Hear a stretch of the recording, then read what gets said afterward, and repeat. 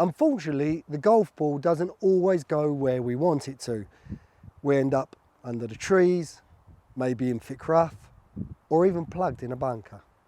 So in this video today, I'm going to show you how to recover from 3 different situations to help you save your score.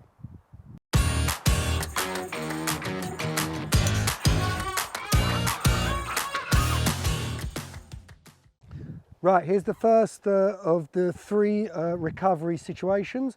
We're behind a tree, we've got about 150 yards to get to the green. I've got a tree in the way and overhanging branches, so I need to hit a low hook or a low slice. So we're going to talk about both the shots, but let's start with the low hook. I need to get this ball going under the tree, so it's got to stay low for at least 40 or 50 yards, and then it's got to hook around. Okay, it's got to go from right to left. Now, to do this, I'm going to have to use quite a long iron. Here I've got a 5 iron. All right, so that's going to allow me to have less loft on the club and make the ball fly lower. So what do I have to do? First thing I do is I grip down the golf club. All right, so that's an important part. And then I close the club face. So I close it and then I grip it. I don't just turn my hands, I close. So you can see the club's almost pointing to the ground, and then I grip it. Why is that important? Well, to hook the golf ball, it's important you understand that the club face has to be closed, very closed, to the line of swing. So if my line of swing is from in to out, okay, so my swing is going that way, my club face has to point more to the left. The combination of the two will make that ball spin and turn from right to left. So we grip down the club, we close that club face. Now we've done the first part. The second part is I've got to aim my body, my feet, my hips, my shoulders, my forearms, all to the right. So the club face is pretty much pointing almost to the target. Not quite, it's probably a little to the right, but almost to the target. But my body's pointing a long way to the right for a right-handed golfer. My feet need to be close together. I don't need a wide stance. I don't want to have the situation where I'm moving around too much. I keep my feet close together. My ball is positioned to the right of center, okay? Can be in the center or a little to the right. That allows me to swing more down than the golf ball, and the club face will be slightly, less lofted. It'll be more de-lofted at impact. So that will allow me to keep that golf ball low and my hands in front. So feet close together, so I stay nice and centered. I need to make half a golf swing, maybe a 3/4 swing. It's not a full swing. I want to be swinging up to here. I want to rotate through the shot and have quite a short finish. I don't need to make a great big Rory McIlroy finish. It needs to be short because I want to keep those hands always in front of the club head. Right, so let's have a try. So I'm going to make a couple of practice swings, close club face, feet close together, ball a little bit further back. Weight, my weight is a little on my left side. That allows me to swing more vertical down on the golf ball. So I can just, create more pressure on that golf ball when I swing through. Right, so one more, I swing in to out, so my club face is closed. Let's give it a try.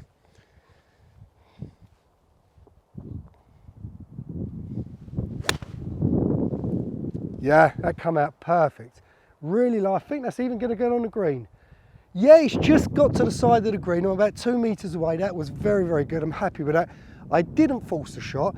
I kept the swing 3/4. I kept it simple. I just tried to swing in to out with a closed club face. Let's try the slice. Okay, let's talk about the slice, the low slice under the tree. So imagine when we did the hook, we went to the right of the tree, which I feel comfortable doing, not the slice. But if I have more trees and bushes and stuff that doesn't allow me to go that way, the only option I have is to go around the left side of the tree and make it curve to the right.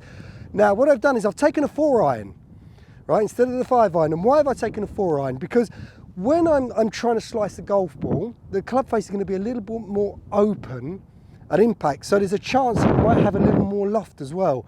So if I go down to a 4 iron, it's easier for me to curve the ball from left to right. And I've got a better possibility of making that golf ball stay a little bit lower in its flight. So what do? The total opposite of what we did in the hook. We grip down the golf club the same. We keep the club face a little more open this time. Feet close together.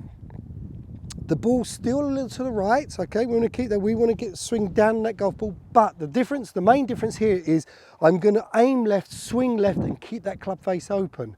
So, like I said before, My ball position, I'll show you once again, is a little to the right. My body alignment will be to the left. Okay, quite a lot to the left. I'm going to stand a little closer to the golf ball. That will allow me to swing the club a little more vertical. Where the hook was a little bit more rounded, I want to feel this swing a little bit more vertical, okay? So I'm just going to keep that club face open. I'm going to aim to the left, ball further back, my weight is to the left, I'm going to swing up, outside and across. The whole idea of this is to get the ball starting left with that open club face, and the ball will curve to the right. So a couple of practice swings, 3/4 swings, nice short finish. I really am swinging to the left, I'm keeping that club face open, but I must try to keep those hands always in front. That will help the ball fly low. Let's give it a try. This is not my favourite shot in all fairness, but let's give it a try, let's see what happens.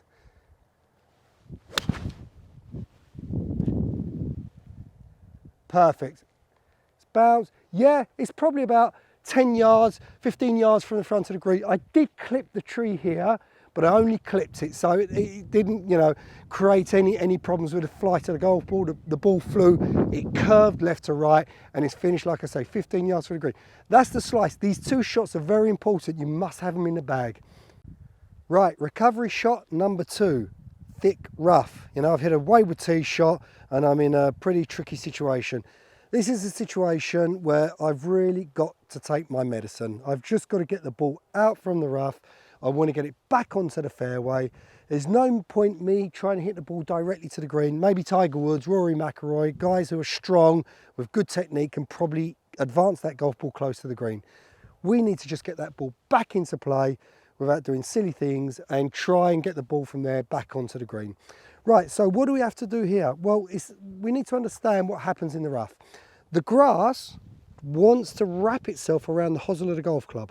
So as you're swinging, it wraps itself around and closes that club face. So we've got to create a situation where that doesn't happen. What do? I'm going to grip down the golf club a little bit, right, so I have a little more control. I'm going to slightly open the club face. So that kind of compensates the fact that that will close slightly, okay? Then I'm going to grip the club tighter. So if you can imagine from 1 to 10, 1 being a very light grip pressure, number 10 is gripping it as tight as I possibly can, I'm going to be like a 7 or an 8. I'm really gripping that club tight. That's going to stop that club twisting easily. Obviously, when I'm creating more tension in the grip, my whole body's going to be a bit more tense, okay? My shoulders, my chest, it's normal. But what I'm going to do is going to make a shorter 3/4 swing, okay? So I adapt myself to a stronger grip pressure. The important thing is I do have a vertical swing. My objective is to get directly onto that golf ball, because if I come into that golf ball with too much width, too much from the inside, I'm just going to catch the grass too early. And I'm going to, like, just before I even hit the golf ball, that club's just going to get stopped in the grass. It's going to turn. There's just, you know, by the time you strike the golf ball's going to go like, you know, 3 yards. You've got to get that swing directly onto the golf ball. We need to get it vertical. So I keep my feet closer together. I don't want to be too wide. My ball position stays centered. I keep that weight left. I get that club swinging up. I need to grip nice and tight, swing through, very short finish. I don't need to make a big finish here, a bit like when I was hitting a shot, you know, under the tree. I want to have a short finish and just try and keep hold of that golf club, because really this grass is wet as well. It's going to do everything to stop this golf club. So I'm going to set up. I'm aiming over here to the left. I've got a point, maybe a couple of practice swings just to get that feeling of getting through that grass. Okay, let's get up, set up to it, weight to the left. Now, nice and hard. Yeah, that's come out great. As you can see here, if you come and have a look, right, you can see that I've taken a lot of grass, I've made a divot, I've really used a lot of energy to get that golf ball back out. You do need strong arms, you need to grip tight, but if you follow that advice, trust me, you will get the ball out. Let's go to number 3. Third and final recovery shot, plugged ball in the bunker. This happens normally when there's a lot of sand in the bunker. You hit a shot, it goes wayward, and you finish in this situation. And really, it's not an easy shot. But if you've got the right technique, it helps that little bit. So, first of all, we need to understand what we're trying to do here. We're trying to create a swing, not like a normal bunker shot. where we're coming in using the bounce of the golf club to slide into the sand and out. We actually need to have a swing that's a little bit more direct on the golf ball. So we're not going to try and hit like a normal shot before the ball this much. We're going to try and hit this much before the ball.